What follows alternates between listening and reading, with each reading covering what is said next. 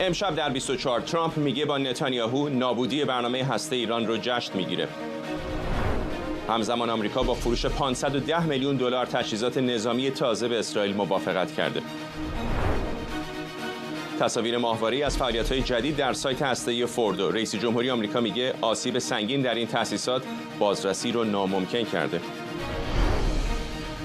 و بالا گرفتن دوباره تنش میان ترامپ و ماسک همزمان با تصویب لایحه بودجه در سنا. رئیس جمهوری آمریکا او رو به لغو یارانه‌هاش و حتی تلویحاً اخراج از آمریکا تهدید کرده. از استودیوی ایران اینترنشنال این 24 است با فرداد فرهزاد. بینندگان ایران اینترنشنال در ایران و سراسر جهان سلام و وقت بخیر. رئیس جمهوری آمریکا میگه در سفر نخست وزیر اسرائیل به آمریکا نابودی برنامه هسته ایران رو جشن میگیرن. انتظار میره بنیامین نتانیاهو هفته دیگه با رئیس جمهوری آمریکا در کاخ سفید دیدار کنند. ترامپ گفته با نتانیاهو درباره وضعیت در نوار غزه و شرایط ایران گفتگو میکنه. ران درمر وزیر امور راهبردی اسرائیل هم در روزهای اخیر برای رایزنی با مقامات آمریکایی در واشنگتن دی سی هست. همزمان آمریکا میگه با فروش 510 میلیون دلار کیت هدایت بمب و تجهیزات پشتیبانی مرتبط به اسرائیل موافقت کرده. آژانس همکاری‌های امنیتی دفاعی آمریکا گفته اسرائیل درخواست خرید تجهیزاتی از جمله مربوط به بمب‌های هوا به زمین و اقلام دیگری از جمله خدمات مهندسی، لوجستیک و پشتیبانی فنی رو هم ارائه کرده. همکارم آرش علایی از کاخ سفید با ما. آرش، چه می‌دونیم در مورد ورود راندرمر و بعد نخست وزیر اسرائیل در هفته آینده؟ چه موضوعاتی احتمالاً بحث خواهد شد بین اونها؟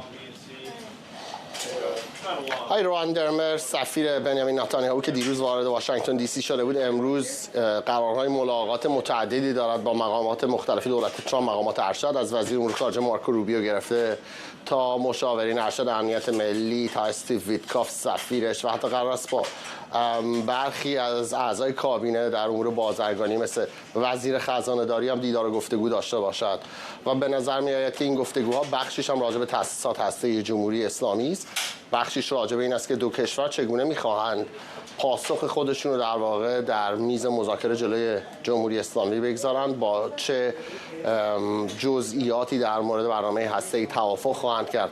مرحله بعدی رو این دو کشور به نظر میاد که با هم میخوان همگام بردارن. حداقل اون چیزی که آقای ترامپ هم یکی دو دفعه در لابلای حرفاش دیروز و امروز گفته است. فردا امروز آقای ترامپ سفر کرده است به فلوریدا، الان در حال بازگشت است. اونجا رفت به یک زندان بسیار معروف و بسیار جنجالی به اسم آلکاتراس. تمساح‌ها و خبرنگاران هم همه دنبالش بودن. الان من دارم میبینم یکی یکی گروه‌های خبری دارن باز میگردند. در لابلای سفرش آقای ترامپ امروز کلی کنفرانس خبری داشت، راجع به ایران هم صحبت کرد. گفت از نتانیاهو دعوت کرد از روز دوشنبه بیاد به کاخ سفید برای اینکه پیروزیشون علیه نابودی تأسیسات هسته جمهوری اسلامی جشن بگیرن با هم دیگر. از اون ور دفتر نخست وزیری اسرائیل به نظر میاد لیستی منتشر کرده است از افرادی که قرار است آقای نتانیاهو باشون دیدار داشته باشد. از معاون اول رئیس جمهور جی دی ونس گرفته تا بعدش با مارکو روبیو قرار است برود به کنگره آمریکا و برخی از سناتورها اونجا دیدار داشته باشد. بیشترشون جمهوری خواهان هستن، اما به نظر میاد که دموکرات ها هم صف کشیدن برای اینکه بخوان به آقای نتانیاهو تبریک بگویند. جشن پیروزی که آقای ترامپ گفته است موقعی که آقای نتانیاهو خواهد آمد روز 7 جولای خواهد بود. 3 روز قبلش روز استقلال آمریکا، روز 4 جولای. رئیس جمهوری آمریکا و کاخ سفید ساعتی پیش گفتند که در مراسم روز استقلال آمریکا، یعنی روز 4 جولای، قرار است از خلبانان دیتویی که در حمله به تأسیسات هسته جمهوری اسلامی شرکت داشتند دعوت کنند که بیان کاخ سفید و احتمالاً مراسمی برای اهدای مدال های شجاعت به این خلبان ها هم برگزار خواهد شد. این در حالی است که دولت ترامپ هنوز اصرار دارد که تأسیسات هسته جمهوری اسلامی حداقل بخش نظامیش رو نابود کرده است، حداقل اون رو چند سال به عقب انداخته است و در بین حرفاشون هم مقامات دولت ترامپ میگویند که میخواهند از شبکه CNN شکایت بکنند. اونا میگویند که شبکه CNN در مورد اون گزارشی که درباره ایران داده است مغرضانه برخورد کرده است و یک گزارشی که گزارش محرمانه بوده درز داده شده به خبرنگار این شبکه و دولت ترامپ میخواهد که CNN بگوید چه کسی این گزارش رو درز داده به این شبکه و چگونه است که این شبکه فقط به قول آقای ترامپ یک سری از اخبار منفی در این مورد رو فقط تعقیب می‌کند. ممنونم از تو. آرش علایی از کاخ سفید با من.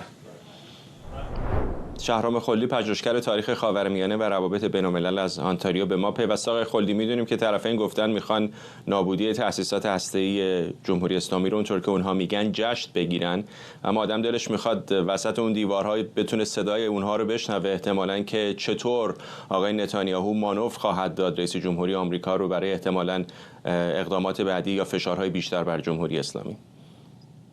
برای همینطور قربان، خدمتتون درود میفرستم و خدمت همه بینندگان ایران اینترنشنال عرض کنم به حضورتون که باید ببینید این سیاستی که آقای نتانیاهو از سال 2013 در پیش گرفتن، سیاستی هستش که به قول یکی از همکاران اسرائیلی در واقع جدال در بین دو منازعه اصلی هست، همارخا بین حمیل حما، به این معنی که اسرائیلی ها سعی کردن از طریق یک توازن ترس رو نهایتاً در سطح منطقه‌ای بهش برسن با قطع کردن، به صورت البته بهش میگن offensive realism، واقع گرایی تهاجمی، و بعد deterrence by denial یا همون سلب کردن از دسترسی یا فلج کردن طرف مقابل با حملات پیشگیری کننده.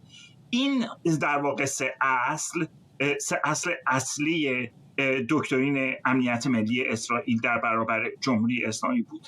کسی انتظارش رو نداشت که آقای ترامپ، پرزیدنت ترامپ بیاد اینجوری یک مقداری به تأخیر بندازه به هدف رسیدن، در واقع این هدف نهایی که اسرائیلی ها در این عملیات بهش رسیدن. همونجوری که مستحضر هستید قرار بود این حرکت اوایل ماه می انجام بشه و بعد CNN بود، همونجوری که در گزارش آقای علایی اومد، CNN بود که اطلاع داد که یه همچین عملیاتی به صورت مشترک قرار بوده بین اسرائیلی ها و آمریکایی ها انجام، در واقع با هماهنگی اونها انجام بشه و پرزیدنت ترامپ این رو متوقف کرده بود. که حالا ما میدونیم که پرزیدنت ترامپ در واقع از آقای نتانیاهو 60 روز عرض کنم به حضورتون مهلت گرفته بود برای این قضیه.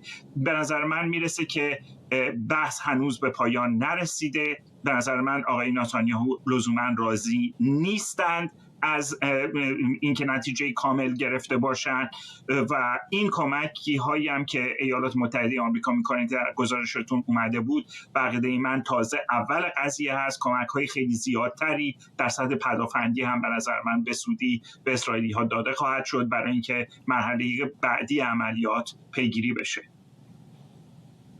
آقای خلدی، یافت دقیقش خب سخته که واقعا رئیس جمهوری آمریکا تا چند اندازه داره بازی سیاسی انجام میده، تا چند اندازه واقعا میدونه جزئیات رو، ولی اگر همین حرفایی رو که علنا میزنه معیار قرار بدیم، به نظر میرسه که تصویر شاید ناقصی از جمهوری اسلامی داره. اینطور نیست؟ یعنی هر دفعه که صحبت میکنه شبیه این هستش که در مورد یک حکومت عرفی داره حرف میزنه و این رو میگه که الان که اینقدر ضربه سنگین به جمهوری اسلامی زدیم، دیگه برگرده به جامعه بین‌المللی شبیه کشور نرمال بشه، مردمشون رو متمول بکنن.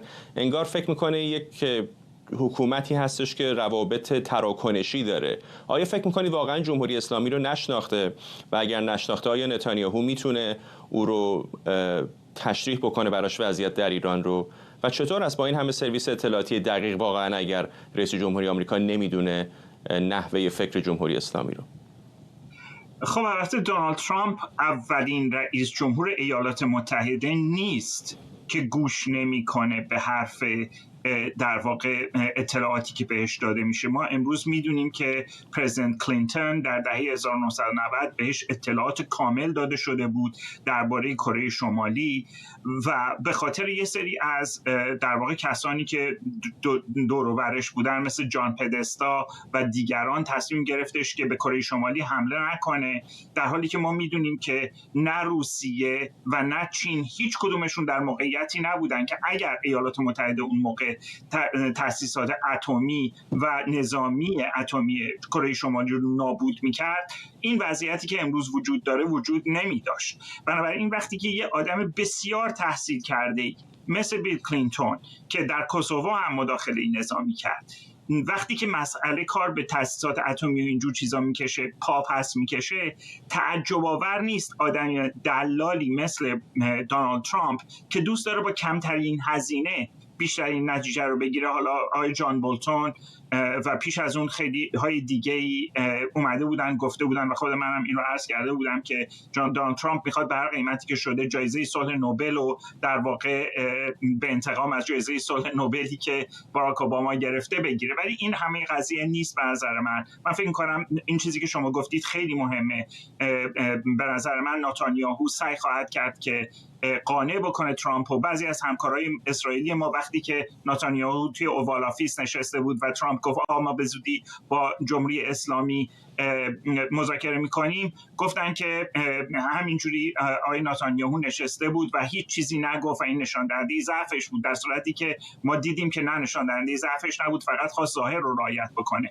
الان هم بقیده من ظاهر رعایت خواهد شد. ای کاش ما هم لابلای اون دیوارها بودیم و میشنیدیم. من فکر میکنم اسرائیلی ها آسهای دیگه‌ای دارن که روی میز بگذارن برای اینکه به آقای ترامپ بگن که جمهوری اسلامی حکومت نرمال نیست، مثل ژاپن آخر جنگ جهانی دوم نیست که اگه شما بمبارانش کنید امپراتورش بیاد تسلیم بشه. خامنه ای هیروهیتو نیست و به نظر من کار به استخوان رسیده برای اسرائیلی ها.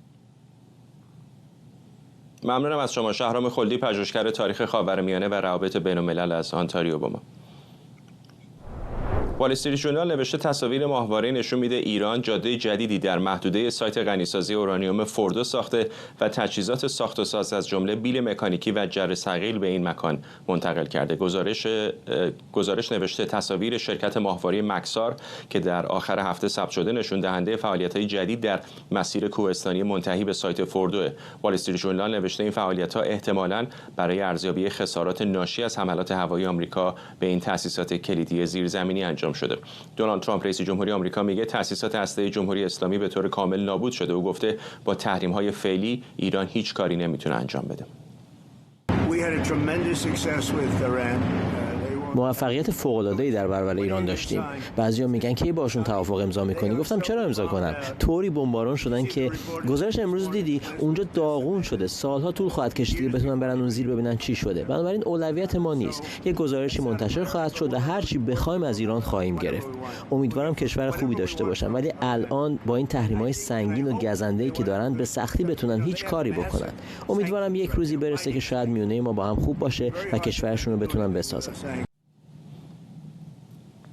در همین حال ساعتی پیش کایا کالاس مسئول سیاست خارجی اتحادیه اروپا هم در شبکه اجتماعی اکس نوشته با عباس عراقچی صحبت کرده و در این گفتگو از تهران خواسته مذاکره برای پایان دادن به برنامه هسته‌ای ایران باید در سریع‌ترین زمان ممکن از سر گرفته بشه. سمیرا قرایی خبرنگارمون از واشنگتن به ما پیوسته. سمیرا، طبیعتاً طرف ایرانی هم میدونه که الان تمام ماهواره‌های جاسوسی غربی دارن رصد میکنن سایت‌های هسته‌ای ایران رو. این گزارش چه تصویری به ما میده و چقدر ممکنه روی تصمیم گیری آمریکایی‌ها تاثیر بذاره؟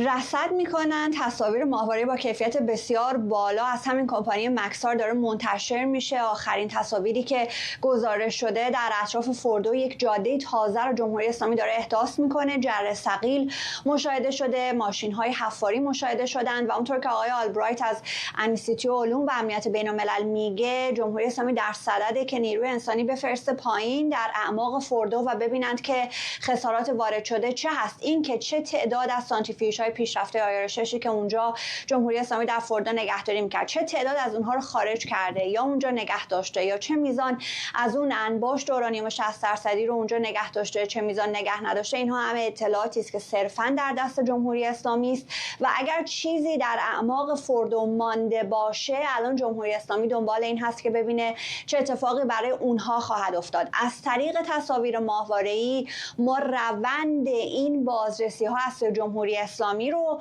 میتونیم مشاهده بکنیم، در کجای امرن، الان دارن چه میکنند اونجا و بعدتر قطعا از طریق نهادهای اطلاعاتی کشورهای غربی بیشتر متوجه خواهیم شد که الان جمهوری اسلامی در انبار هسته‌ایش چه داره، چه میزان سانتریفیوژ مونده یا نه. ولی همه اینها یک مجموعه نگرانی رو ایجاد کرده. از سمت کشورهای اروپایی صحبت‌های خانم کالاس رو بهش اشاره کردی که میگه اصلا برای ما قابل قبول نیست که بخوان تهدید بکنن کردند که از NPT پیمان عدم اشاعه بیان بیرون، هرچه سریعتر باید مذاکراتی رو در رابطه با مسائل هسته‌ای سر بگیرن. صحبت آقای تایانی رو داریم، وزیر خارجه ایتالیا، که گفته روم آماده است که میزبانی نشست بین جمهوری اسلامی و آمریکا رو انجام بده. از سمت اروپا زیاد داریم میشنویم که خواهان این شدند که مذاکراتی راجع به مسائل هسته‌ای آینده‌ای که جمهوری اسلامی ممکنه انتخاب بکنه در رابطه با پرونده هسته‌ایش، راجع به اینها بیان صحبت بکنن. از سمت آژانس بین‌المللی انرژی هسته‌ای هم خب ما در این روزها از سمت آقای گروسی زیاد شنیدیم که ابراز نگرانی کرده، میگه صدمات جدی مهلک وارد شده، ولی این گونه نیست که به کل از صفحه روزگار محو شده باشه. تأسیسات هسته‌ای جمهوری اسلامی میدونیم که خب همکاری‌ها با آژانس از روز 13 ژوئن متوقف شده. پیرو حمله همکاری‌ها متوقف شد. بعد از اون هم بعد از آتش بس هم از سر گرفته نشد و بالعکس مجلس شورای اسلامی طرحی رو تصویب کرد به موجب اون فعلا باید همکاری‌ها معلق بشه. مجلس تصویب کرد، شورای نگهبان هم تصویب کرد. یک لایحه الزام آور هست برای دولت پزشکیان، اونها باید این رو اجرایی بکنند. سرنوشت همه اینها در حاله از ابهام قرار داره. روشن نیست که چه اتفاقی خواهد افتاد. آقای ترامپ معتقده که عملیاتشون بسیار موفقیت آمیز بوده. بارها و بارها در این یک هفته اعلام کرده که اصلا دیگه هسته‌ای مسئله جمهوری اسلامی نیست. خستند، کشورشون نابود شده، بمباران بسیار شدید و سنگینی شدند. اینها الان بعد برن اونها رو احیا بکنند، اصلا به مسئله هسته‌ای دیگه فکر نمی‌کنند. یک بار قبل‌تر زمانی که هلند بود برای شرکت در نشست ناتو، به روبیو گفته بود که حالا شاید اصلا یک متن کوتاهی هم آماده بکنیم و امضا ازشون بگیریم. الان هم که داریم میشنویم میگه انقدر بمباران شدید بوده که ما هرچی بخوایم ازشون میتونیم بگیریم. این موضعی هست که الان آقای ترامپ داره بسیار قره است به عملیاتی که انجام داده. اما از سمت اسرائیل به نظر میرسه که تمامی ارزیابی‌هایی که اسرائیل بخواد منتشر بکنه قابل اتکاتر باشه برای ما، به این خاطر که مسئله اسرائیل با برنامه هسته جمهوری اسلامی یک مسئله تهدید وجودی است و اونها بیشتر از این که بخوان حالا دستمایه مسائل سیاسی قرار بدن آنچه که در رابطه با پرونده هسته جمهوری اسلامی اتفاق افتاد، بیشتر نگاه عملی دارن به اینکه الان جمهوری اسلامی در بحث هسته کجا ایستاده. در رابطه با گزارش‌هایی که مثلا منتشر شده از سمت وال استریت ژورنال و این آینده هسته‌ای که بسیار نگران کننده است برای بسیاری، اینه که یا جمهوری اسلامی بخواد بره به سمت اینکه در یک فعالیت کوورت و پنهانی بمب هسته‌ایش رو بسازه. براش کار سختی نیست، میدونیم به لحاظ تکنیکی میتونه این کار رو بکنه. فراموش نکنیم برنامه هسته‌ای جمهوری اسلامی صنعت هسته‌ایش دانش بنیان هست و اگر اراده بکنه در عرض چند ماه میتونه دوباره این بمب رو سرهم بکنه. قرار نیست 60% رو در سطح کلان همین 400-500 کیلو انجام بده. میدونیم این کارها رو به عنوان یک ابزار چانه‌زنی سیاسی انجام میداد. اگر هدف آقای بمب هسته‌ای باشه، با 50 کیلوگرم اورانیوم که لازم داره برای ساخت بمب هسته‌ای میتونه در یک تأسیسات کوچک پنهانی این کار انجام بده. یا میره به این سمت یا میاد به سمت مذاکره که بتونه این برنامه رو حل و فصل بکنه، مذاکراتی که جدی و صادقانه انجام بده، یا اینکه هر دو رو با هم مخلوط میکنه، پای مذاکره مینشینه ولی در این حال اون برنامه ساخت بمب هسته‌ایش رو هم ادامه خواهد داد. اینها الان گمانه‌زنی هاست در رسانه ها. فرداد مقام های بین المللی سیاسی نگران هستن و بعد ببینیم که در نهایت چه سرنوشتی خواهد داشت. ممنونم از تو سمیرا قرایی، خبرنگارمون در واشنگتن. در همین حال بلومبرگ میگه جمهوری اسلامی بعد از حملات اسرائیل و آمریکا به تأسیسات هسته‌ای با قطع نظارت آژانس بین‌المللی انرژی اتمی برنامه هسته‌ایش رو بیش از پیش پنهان کرده و به تاکتیک‌های شبیه به دوران جنگ سرد رو آورده. به گزارش بلومبرگ مقامات آژانس اعلام کردن ایران از 13 ژوئن تماس با مرکز حوادث و اضطراری آژانس رو متوقف کرده و اطلاعات مربوط به 409 کیلوگرم اورانیوم غنی شده نزدیک به سطح تسلیحاتی رو مخفی نگه داشته. این اقدامات ابهام استراتژیک در برنامه هسته ایران را افزایش داده و نگرانی غرب درباره از سرگیری غنیسازی اورانیوم در تأسیسات نتنز و فوردو رو بالا برده. علیرضا نامبر حقیقی، تحلیلگر سیاسی از تورنتو، به ما پیوسته. آقای نامبر حقیقی، آیا این مسیریه که جمهوری اسلامی پیش خواهد گرفت به نظرتون ابهام استراتژیک در مورد برنامه هسته‌ایش؟ و اگر واقعا اینطور باشه، همونطوری که مثلا اسرائیلی ها انجام میدن برنامه هسته‌ایشون رو، چه عواقبی میتونه برای تهران داشته باشه؟ با سلام خدمت شما جناب آقای فرزاد گرامی، بینندگان و شنوندگان تلویزیون اینترنشنال. ببینید این یک فضای پیچیده ایجاد کرده. شما اگه نگاه کنید آژانس میگه ایران به مسئولیتش عمل نکرده، در حالی که خود آژانس حمله اسرائیل و آمریکا رو محکوم نکرده. ببینید اقدام اسرائیل و آمریکا علیه تمام مقررات بین‌المللی بوده، هیچ مجوز بین‌المللی برای این اقدام وجود نداره. بنابراین شما وقتی خود طرف مقابل یا اروپایی‌ها حتی اقدام اسرائیل و آمریکا رو محکوم نکردن، چون هیچ مبنای حقوق بین‌المللی وجود نداشت، در حالی که همین اروپایی‌ها حمله آقای جورج بوش به عراق رو خیلی‌هاشون محکوم کردن و اونو خلاف مقررات بین‌المللی می‌دونستن. الان مشکلی که الان هست این است که ایران یک فضای بی‌اعتمادی داره با آمریکا، چون گزارشاتی که نشریات آمریکایی منتشر کردن این بود که دولت ترامپ در حقیقت بخشی از اقدامات ترامپ، مذاکراتش یا حتی توییتاش به گزارش نیویورک تایمز و واشنگتن پست و آکسیوس و وال استریت ژورنال بخشی از پروژه فریب بوده که اسرائیل بتونه به ایران حمله کنه. بنابراین الان یه بخشیش مربوط به این است که ایران احساس میکنه که یه فریب بزرگی در حال شکل‌گیریه و این بی‌اعتمادی خب مشکل ایجاد میکنه. از طرف دیگه هم راهبردی که ایران داره در مورد بحث نابودی اسرائیل، در مورد بحث غنیسازی و بحث مقاومت یا مقابله با آمریکا، نه ظرفیت انجامشو داره و نه میتونه با اون از طریق دیپلماتیک به توافق پایدار دست پیدا کنه. بنابراین اگر بخوام جمع‌بندی کنیم، ایران نیاز به یک تغییر راهبرد در موضوعاتش داره. تغییر اینه که قبول کنه که غنیسازی میتونه با تعلیق 15 ساله بیاد سر میز بشینه و از همه مهمتر در مورد مسئله نابودی اسرائیل باید این رو بذاره کنار. الان ایرانی‌ها حاضر نشدن برن یک توافق ترک تخاصم تحت نظر شورای امنیت امضا کنن برای اینکه پایدار باشین آتش بس، چون فکر میکنن این به معنی به رسمیت شناختن اسرائیل که خب چیز بسیار غلطی است و آتش این چیزی که آقای نامور حقیقی به نظر میسه که آقای ترامپ هم از طرف ایرانی میخواد، یعنی چندین بار الان مستقیم و غیر مستقیم همین حرف رو زده دیگه. به نظر ریل پالیتیکس هم همین میاد، اما رویکرد جمهوری اسلامی به نظر اینطوریه که حالا اصلا بحثای اخلاقیش رو هم به کنار بذاریم، تصورشون اینه که یک راهکار حقوقی مثلا انگار وجود داره که آژانس چرا محکوم نکرده، اروپایی‌ها چرا محکوم نکرده، ما حق طبیعیمون هستش که این برنامه رو ادامه بدیم. اگر واقعا روی این موضوع بمونن، فارغ از اینکه ببینید از حقوقی ایران میتونه طبق ماده MPT در موقعیت فورس ماژور هولد بذاره همکاریشو که الان هم وضعیت جنگی، چون وضعیت جنگی در حقیقت جنگ تموم نشده، رو حالت توقف عملیات، هر لحظه ممکن حمله بشه، اما باید با آژانس اطلاع بده که چه موقعی این همکاری از سر میگیره. الان ایران میتونه نامه بده طبق ماده خود MPT که الان به خاطر وضعیت جنگی ما روی حالت تعلیق هستیم. همچین روی کردیم، مثلا دیدید دیگه لاریجانی حرف از این میزنه که به حساب گروسی هم خواهیم رسید. بله، روزنامه کیهان که میگه بعد اعدامش بکنیم. که ببینید اصلش اینه آقای فرزاد، اصلش باید تصمیم بگیرن میخوان برن تو پروژه تعامل یا پروژه تقابل. اگه بخوام برن تو تعامل، طبیعتاً هم بحث اسرائیل رو باید حل و فصل کنن، هم بحث غنیسازی، هم بحث عادی‌سازی رابطه با آمریکا. یه رویکرد جدیدی است که از توش بتونه یه چیز باثباتی پیش بیاد.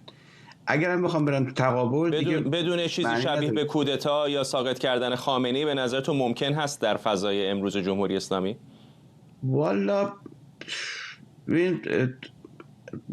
در مبنای گذشته بخوایم بگیریم یه جاهای جواب مثبت میگیریم، یه جواب منفی میگیریم، ولی به هر حال همیشه شما در ارتباط با روحانیت که سر کار داشته باشید، زمینه‌های تغییر موضعشون به خصوص تو موقعیت‌های بقا زیاده. یعنی اینجوری فقط مهم اینه که اینا مدیریت کشور رو با مدیریت گروه اشتباه نگیرن.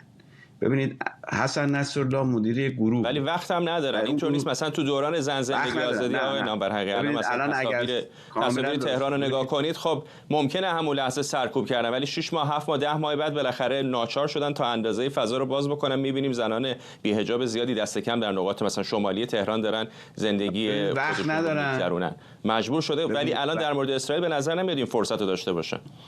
ببینید باید در مورد اسرائیل باید راهبرد بنیادی تغییر بدن، برن توی این توافق ترک تخاصم آغاز یه مسیر جدیدیه.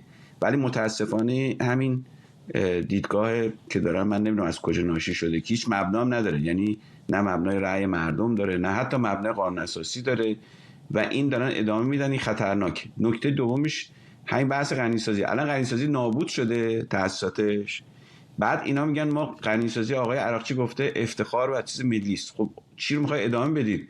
یعنی حتی بخوان به قول آقای ترامپ عملا اگه بخوان غنیسازی رو هم ادامه بدن حداقل 5 سال 6 سال طول میکشه تا بازسازیش کنن. من نمیدونم آقای گروسی گفته که چند ماه ایران به غنیسازی دست پیدا میکنه، اصلا امکانش وجود نداره، چون نتنز که کاملا نابود شده. خود آقای آلبرایت گفته 20,000 تا سانتریفیوژ ایران از بین رفته. بنابراین این غنیسازی به نظر من بعد غنیسازیه، ولی از همه مهمتر اینه که آقا با آمریکا میخوان وارد عادی سازی رابطه بشن یا نه. به نظر من این تنها چیزی است که میتونه برد بده به آقای ترامپ. باید دستفرمونشون رو عوض کنن، باید مستقیم مذاکره کنن. عربستان، قطر آمادن حتی میزبانی کنن برای ملاقات‌های توی لول بالا. باید ببینیم آقای ایران شجاعت داره که یک تغییر مسیر بده یا نه این تأملات یا به قول معروف سیاست استخوان لای زخم دوباره منجر به درگیری میشه. درگیری ممکنه سیستم تغییر نکنه، اما ضربات بنیادی تمامیت ارضی کشور و توسعه کشور خواهد بود، هزینه‌شو مردم خواهند پرداخت. و من نمیدونم با چه جوری نگاه میکنن. اگه مدل گروهی نگاه کنن، همین لاریجانی رو اشاره کردم. آقا ببخشید فکر کردم جملتون تمام شد. همین لاریجانی رو که اشاره کردم اون مصاحبهش رو حتما دیدید. یک جاهایی عملا داره این رو میگه که این خطر از بیخ گوش ما گذشت و داره میگه که من چیزی شبیه به یک آشتی با ملت باید حکومت انجام بده. ولی از اون چهره‌ای نزدیک به خامنه‌ای، حالا خودش رو که هنوز ندیدیم یا دست کم از توییتاش چنین چیزی برداشت نمیشه. اگر به قول شما با همین دست فرمون بخوان پیش برن، آیا مسیر به سمت دره نخواهد بود؟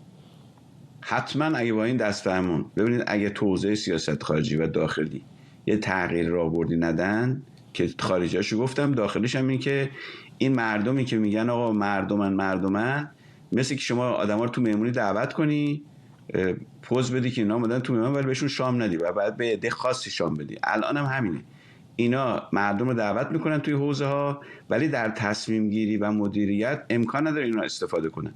بدون این شما بدونید قطعاً و حضور هم خیلی بزرگتره. اینطور نیست یعنی الان همه ایرانی هم اختلافاتشون رو با جمهوری اسلامی بذارن کنار، برن زیر پرچم جمهوری اسلامی، اون زور خارجی خیلی الان بزرگه، نه؟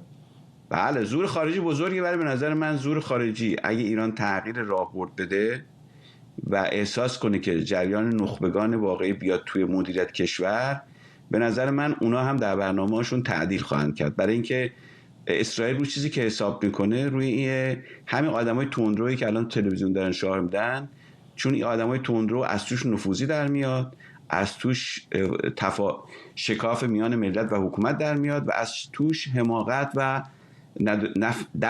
عدم درک درست از مسائل بین‌المللی در میاد. همینا به نفع اسرائیل. بنابراین اسرائیل بخش مهمی از سرمایه گذاریشو روی همین رادیکالیسم آقایون گرفته و وقتی که این رادیکالیسم بره کنار، به نظر من خب اسرائیل هم خطرش کمتر میشه. طبیعتا توی آمریکا هم صداهایی که معتقدن ما الان با دیپلماسی باید بریم تا جنگ بیشتر خواهد شد، ولی به نظر میرسه که این عوامل نفوذی که فقط این نیست که حمله کنن به خونه آدما اطلاعات بدن، عوامل نفوذی اگه تاریخ نفوذ جاسوسی رو نگاه کنید همیشه در آدمای رادیکالی بودن که سیستما رو به سمت کارهای احمقانه ولی با پوشش رادیکال سوق دادن و الان هم به نظر من همه این که این شعارهای رادیکال میدن، آقا حمله کنید خلیج فارس رو بندید، فلان کار کنید، سیستم رو هول میدن به یه جایی که نتون در بیاد. همون مثل آدمایی که در مورد بمب اتم شعار میدادن و این میگفتن آقا بمب بساز، فلان کارو بکن. همه اینا نگاه کنید سودش رو اسرائیل برده، برای که اسرائیل میتونه متقاعد کنه آمریکا و غرب رو. نمیخوام زخمای قدیمی رو باز بکنم و بحث سیاسی، ولی آیا واقعا همین نبود تصویر جمهوری اسلامی مثلا جریان چپ یا اصلاح طلب با این تصور که میشه حکومت رو تغییر داد واقعا در اشتباه نبود؟ یعنی درک ناقصی به نظرتون از حاکمیت ولایت فقیه نداشت که اگر F-35 های آمریکایی و B-2 های آمریکایی نمیتونن جمهوری اسلامی رو از رفتارش تغییری ایجاد بکنن، چطور واقعا یک نگرش سیاسی در داخل نظام میتونست اون رو متحول بکنه؟ خب ببینید به مرور زمان اون روش اصلاح طلبی روشی است که طولانی مدته و نتایجش به راحتی پیش نمیاد، ولی اشتباهات بنیادی هم در سال 84 کردن اصلاح طلبا و در مورد برنامه هسته‌ای به نظر من درک درستی نداشتن، ابعادش نمیدونستن و نمیدونستن که این یه غول خفته است، نباید از به قول من آزاد بشه. البته مجلس ششم واقعا کارهای بزرگی کردن، نمایندگان مجلس ششم اونا بودن فشار آوردن، اجازه ندادن پرونده ایران بره شورای امنیت و حتی خود دولت خاتمی، ولی به هر حال میگم درک درستی نداشتن. باخت انتخابات 84 باعث شد که مسیر حکومتی به جایی بره که خب دیگه عملاً بحث هسته‌ای به اینجایی رسید که الان هست. ولی الان واقعیتش اینه که این بحث هسته‌ای و بحث نابود اسرائیل که به هم گره خورده بزرگترین خطر رو برای تمامیت ارضی امنیت ملی ایران داره و هر کی فرق نمیکنه هر کی بشه اگه نتونه تغییر راهبرد بده قطعاً کشور رو با حالا همون پرتگاهی شما میگید این پرتگاه بنیادی رو برای کشور فراهم میکنه. خیلی خیلی ممنونم از شما علیرضا نامور حقیقی، تحلیلگر امور سیاسی از تورنتو کانادا. با تشدید تنش میان آمریکا و ایران نگرانی‌ها درباره حضور عوامل وابسته به جمهوری اسلامی در خاک آمریکا بیشتر شده. تام هومن، مدیر اجرایی دفتر عملیات اجرای قانون و اخراج مهاجران آمریکا، پیشتر در گفتگوی با آرش علایی خبرنگار ما از دستگیری بیش از 200 ایرانی خبر داد.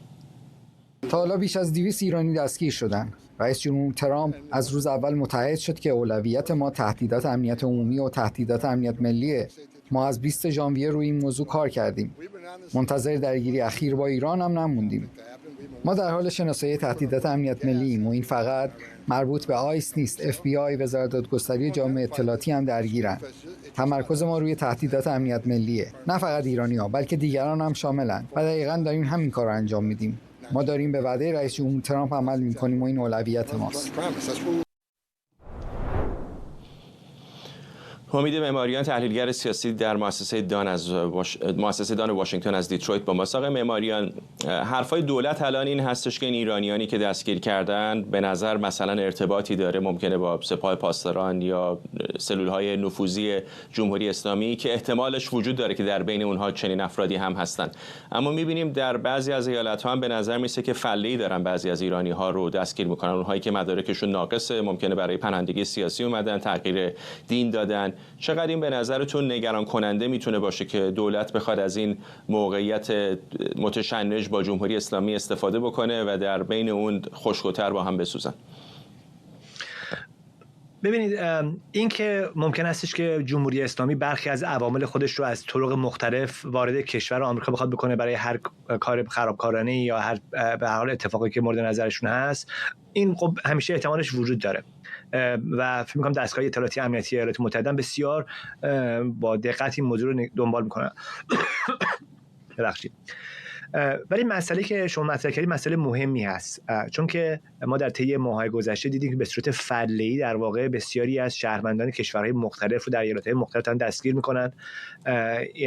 اون کسانی که مسئول اداره مهاجرت هستن در واقع یک عدد دارن بهش برسن که روزی 3000 نفر رو در واقع بتونن دستگیر کنن و به زندان‌های خصوصی بفرستن و دیپورتشون کنن، اخراجشون کنن از کشور آمریکا. بنابراین اون چیزی که در طی هفته‌های گذشته مثلا بسیار مطرح بوده این استش که در خصوص این افرادی که دستگیر میشن باید یک دادرسی عادلانه وجود داشته باشه. قبلا اینجوری بود که اگر می‌خواستن کسی دستگیر بکنن یا اخراج کنن از کشور، یک دادگاهی وجود داشت، طرف میتونست وکیل بگیره، در دادگاه دولت دلایل خودش رو اقامه می‌کرد، وکیل اقامه می‌کرد و دیپورتش می‌کردن، از کشور خارجش می‌کردن اگر که مثلا نمیتونست در دادگاه ثابت کنه که به دلایل قانونی اینجا هست.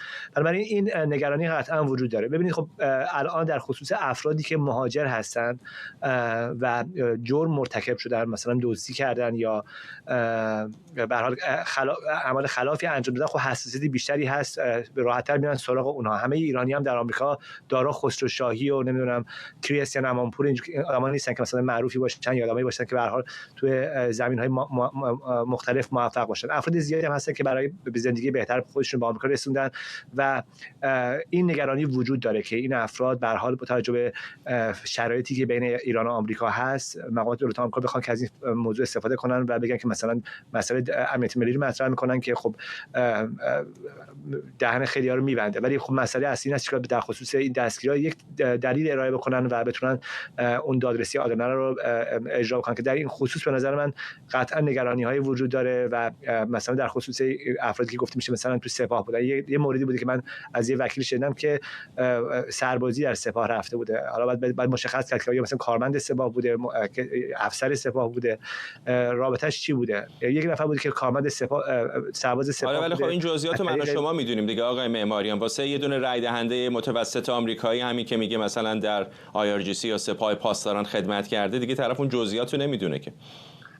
کاملا همینطوری. یه نفر که مثلا تو سربازی خود در ایران اجباری هست، یکی تو سپاه، یکی تو نیروی انتظامیه، یکی تو ارتش هست و از طریق ویزای نامزدی اومده اینجا، قطعا خب بررسی شده. خود شما میدونید که خیلی مراحل گرفتن ویزا اینا سخت هستش و خیلی چک میکنن و برای همین هستش که به هر حال نگرانی وجود داره که این نداشتن دادرسی عادلانه میتونه واقعا مشکل زا باشه و اینکه خب الان یک کامیونیتی، یک مجموعه ایرانیان واقعا بی‌پناهی هستن در این خصوص، با توجه به اینکه وضع سیاسی بین ایران و آمریکا خیلی وخیم هست و موضوع امنیت ملی مسئله‌ای هست. همونطور که شما گفتیم برای آمریکایی خب خیلی مسئله مهمی است، هم مسئله مهاجرت هست، هم مسئله امنیت ملی هست. خب از این جهت این شتاب زدگی و این نوع دستگیری ها رو با مشکل مواجه میکنه. مسئله که وجود داره این هستش که به هر حال افرادی هستن که ممکن هستش که به صورت غیر قانونی در آمریکا باشن. مثلا در آمریکا ما با این مواجه هستیم که 40% از مسئله، حدود 40% از مسئله مهاجران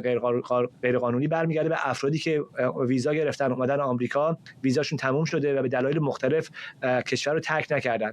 این یکی از اون هدفهایی هستش که نیروهای مرتبط با مهاجرت دنبال این افراد هستن. خب این اگه افراد اخراج بکنن خب نباید افراد بیشتر از ویزاشون میموندن یا بعد از یک ترتیبای استفاده میکردن که مدت حضور خودشون رو قانونی بکنن و نکردن. خب کسی در خصوص اون موارد خیلی راحت هست در دادگاه به هر حال ازشون حکم صادر کرد، ولی در خصوص بسیاری افراد دیگه که موارد خاصی مطرح میشه مثل امنیت ملی اینها، به نظر من خوب هست که دولت ترامپ موضوع دادرسی عادلانه رو حتما در دستور کار قرار بده. به نظر میرسه که دانشجوها هم بسیار نگران هستن. این روزی نیستش که من 10 ایمیل نگیرم از کسانی که یا دانشجو هستن و ویزا گرفتن اومدن آمریکا نگرانن، یا پذیرش از دانشگاهی گرفتن و الان با این شرایط صدور روادید بسیار نگرانن که آیا اصلا میتونن وارد آمریکا بشن یا نه. من تشکر میکنم از شما که این موضوع رو مطرح کردین، چون دفعه قبل که در مورد این موضوع صحبت کردیم منم چندین پیام گرفتم در شبکه‌های اجتماعی در خصوص دانشجویانی که واقعا الان با این مشکل مواجه شدن که تمام زندگیشون گذاشتن و به هر حال برای زندگی بهتر میخوام بیان آمریکا، مثل سالهای گذشته، مثل ده ها هزار نفری که در طی سال‌های گذشته اومدن آمریکا برای تحصیل و الان کاملا با مشکل برخوردن که این مسئله مهاجرت قانونی محسوب میشه. یعنی مهاجرت هم نیست، یعنی ویزای تحصیلی هست میان و برخی از افراد برمیگردن، برخی از افراد ویزاشون تبدیل میکنن به ویزای کار، ولی این واقعا باعث خواهد شد، وضعیت کنونی باعث خواهد شد که بسیاری از افراد که پذیرش گرفتن از دانشگاه معتبر آمریکا از تحصیل باز بمونن و در خصوص اینکه چطور میتونن این افراد مشکلشون رو حل بکنن، سفارتخونه‌های ایالات متحده در کشورهای همجوار ایران هنوز اون رویه‌های قانونی رو دریافت نکردن. یعنی شما با سفارتخونه صحبت می‌کنید میگن که مشخص نیست برای ما که میتونیم که اینو جلو ببریم این درخواست رو یا نه و هنوز برای همین این درخواست‌ها همینجوری پشت سر هم تلمبار میشه و قطعاً خب بسیاری از این دانشجویان فرصت تحصیل در آمریکا دست میدن. ممنونم از شما. امید معماریان، تحلیلگر سیاسی در مؤسسه دان واشنگتن از دیترویت.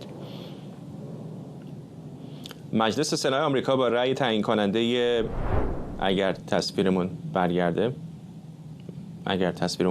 بله، مجلس سنا آمریکا با رأی تعیین کننده جی دی ونس معاون رئیس جمهوری طرح مالیاتی و هزینه دولت رو تصویب کرده. حالا بعد از رأی سنا سرنوشت این لایحه به مجلس نمایندگان بررسی و بستگی داره، جایی که همچنان با مخالفت‌های جدی هم روبروه. اما در بیرون کنگره ایلان ماسک مشاور سابق ترامپ دوباره از این لایحه انتقاد کرده که این انتقادها اختلافات او با دونالد ترامپ رو هم دوباره شعله‌ور کرده. آقای ماسک گفته این لایحه سقف بدهی ملی رو 5000 میلیارد دلار بالا میبره که از نظر او غیر مسئولانه است. دونالد ترامپ هم در واکنش با اشاره به حذف یارانه خودروهای برقی از این لایحه ماسک رو به از دست دادن قراردادهای دولتی و حتی اخراج به آفریقای جنوبی تهدید کرده. بریم به کنگره آمریکا. خبرنگارمون مرضیه حسینی از اونجا به ما پیوسته. مرضیه، به نظر میرسه که این اختلافات دوباره داره بالا میگیره، لفاظی هایی رو هم میشنویم از هر دو طرف. آقای ماسک میگه که اصلا موضوعش این یارانه ها و کمک های دولتی نیست، بلکه فشاری است که بر اقتصاد آمریکا خواهد آورد این همه هزینه. همینطوره فردا. تمام نگرانی آقای ماسک و تمام اختلافاتش با آقای ترامپ هم سر همین طرحه بود که تمامش رو تلاشش کرد که این طرحه رأی نیاره. حالا نه که این طرحه حدود 2 ساعت پیش رأی آورد، بلکه حالا خود آقای ماسک هم چنانچه تو بهش اشاره کردی تهدید شده به اخراج به آفریقای جنوبی. ما یادمون هست دقیقاً حدود 3-4 هفته پیش وقتی این دور اول مشاجره این دو تا تمام شد، آقای ماسک یک عذرخواهی تلویحی کرد در توییتر و اوضاع به نظر می‌رسید بسته شد. اما دقیقاً از شب گذشته دوباره شروع شد. آقای ماسک تاکید کرد که اگر این لایحه رأی بیاره که احتمالاً رأی میاره امروز یا فردای اون روز یک حزب سیاسی جدید در آمریکا افتتاح میکنه. حتی اسمش رو هم اعلام کرد که احتمالاً حزب آمریکا خواهد بود، عنوان این حزب خواهد بود.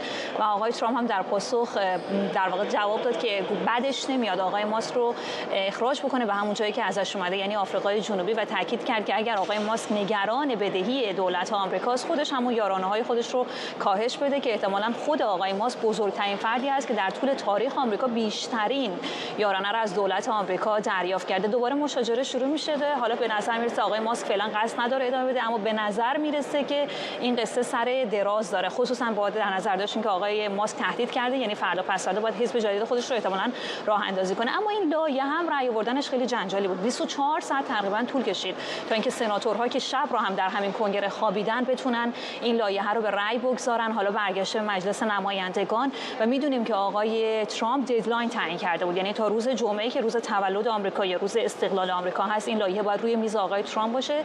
در کاخ سفید به نظر میرسه که همینطور هم خواهد شد. اما در مورد که این لایحه چه هست، میدونیم که دموکرات‌ها اسمش رو گذاشتن طرح زشت آقای ترامپ، جمهوری‌خواه بهش میگن طرح بسیار زیبا. قرار هست بر اساس این طرح بخش زیادی از بودجه دولت آمریکا به جای اینکه مصرف بشه در بخش بیمه درمانی یا در بخش مسائلی مثل آموزش، به بخش‌هایی مثل اخراج مهاجرین، به بخش‌هایی مثل پروژه‌های نظامی و مواردی از این دست اختصاص پیدا کنه. نگرانی بزرگ آقای ترامپ یا تأکید بزرگ آقای ترامپ برمیگرده بخشش به کاهش مالیات ثروتمندان آمریکایی. این کاهش مالیات باعث میشه که یک خلأ مالی در بودجه دولت آمریکا ایجاد بشه و قرار اون رو با همین بخش بیمه درمانی پر بکنن. گفته میشه تا 20 میلیون نفر از آمریکایی‌ها احتمالاً دسترسی به خدمات بیمه نخواهند داشت و این نگرانی هست که آقای ماسک به طور مداوم مطرح میکنه. اینکه در کنار تمام این موارد آقای ماسک تاکید میکنه که تا حدود 5 تریلیون دلار بدهی و سقف بدهی دولت آمریکا افزایش پیدا میکنه. میدونیم همین الان هم حدود 36 تریلیون دلار گفته میشه دولت آمریکا بدهی داره و این نگرانی هایی که توسط آقای ماسک مدام و به طور مکرر مطرح شده. اگرچه آقای ترامپ میگه آقای ماسک در واقع دروغ میگه، اون نگران خودش هست، نگران شرکتش هست و نگران یارانه هایی هست که قرار شرکت آقای ماسک در این طرح از دست بده. اما احتمال زیاد آنچه که واضح هست همین چند روز گذشته هم، یعنی اینجا در کنگره آمریکا تقریبا هر روز یک تظاهرات گسترده همین کنار گوش ما بود. مردمی که میمدن وارد کنگره شروع میکردن روی زمین میخوابیدن، جیغ میزدن. خیلی از این تظاهرات ها به خشونت کشیده شد، خیلی از اینها دستگیر شدن. مردم آمریکایی هستن که نگرانن که بیمه های خودشون رو از دست بدن. میدونیم فرداد اینجا اگر بیمه نداشته باشی در آمریکا برای یک ویزیت بسیار ساده دکتر ممکنه تا $1000 هزینه پرداخت بکنی و اینها نگرانشون تا بخش زیادی برمیگرده به خودشون. این رو آقای ماسک هم تکرار میکنه مکررن، اما باید دید که همچنان آقای ترامپ چنانچه در طول روزهای گذشته ازش دفاع کرده دفاع خواهد کرد و بعد از تصویبش اگر تصویب بشه در مجلس نمایندگان به کجا ختم خواهد شد.